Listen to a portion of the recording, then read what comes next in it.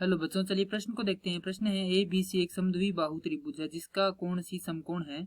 सिद्ध कीजिए कि ए बी की घात 2 बराबर है 2 गुणा ए सी की घात 2। प्रश्न को हल करते हैं उससे पहले जो मुख्य अवधारणा है प्रश्न की उस पर विचार करेंगे। जो प्रश्न की मुख्य अवधारणा है वह हो जाएगी पाइथागोरस प्रमेय।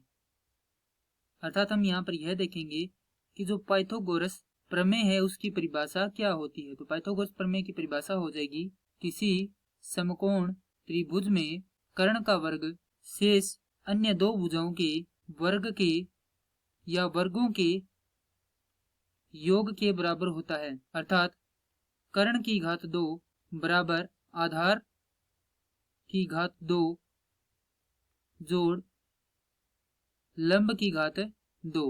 अब दिया गया एबीसी एक समद्विबाहु त्रिभुज है। तो यहाँ पर सबसे पहले हम एक त्रिभुज बनाएंगे और साथ ही में क्या है एक समकोण त्रिभुज भी है जिसका कोण क्या समकोण है। तो सबसे पहले हम जो यहाँ पर रेखा बनाएंगे वह कौन सा होगा, लंब होगा। यह हो जाएगा उस समकोण त्रिभुज का कर्ण और यह हो जाएगा उस त्रिभुज का आधार, जहां पर ये कोण क्या है समकोण है जो क्या है सी है। इसे नाम देंगे ए और बी। अब जो दिया गया है सबसे पहले वह लिख लेते हैं। दिया गया, अब प्रश्न में हमें क्या क्या दिया गया, प्रश्न में दिया गया कोण सी बराबर 90 डिग्री, अर्थात वह क्या है समकोण है। और समकोण के सम्मुख भुजा क्या होती है, कर्ण होती है, जो क्या होती है समकोण त्रिभुज में सबसे बड़ी भुजा होती है। ए बी बराबर क्या हो जाएगा, कर्ण हो जाएगा। अर्थात कर्ण अन्य दो भुजाओं के बराबर नहीं होगी। तो यहाँ से कौन कौन सी भुजाएं बराबर हो जाएगी, समद्विबाहु, क्योंकि त्रिभुज क्या है समद्विबाहु है। अतः ए सी बराबर हो जाएगा बी सी के।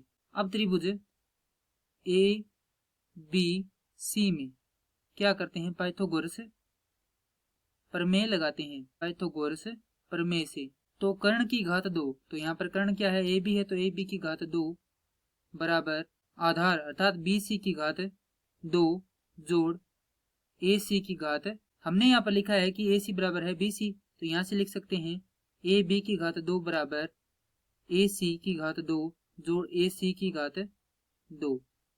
ए बी की घात 2 बराबर हो जाएगा 2 गुणे ए सी की घात 2, और यही हमें क्या करना था, सिद्ध करना था। मैं आशा करता हूँ कि यह प्रश्न आपको समझ में आया होगा। धन्यवाद।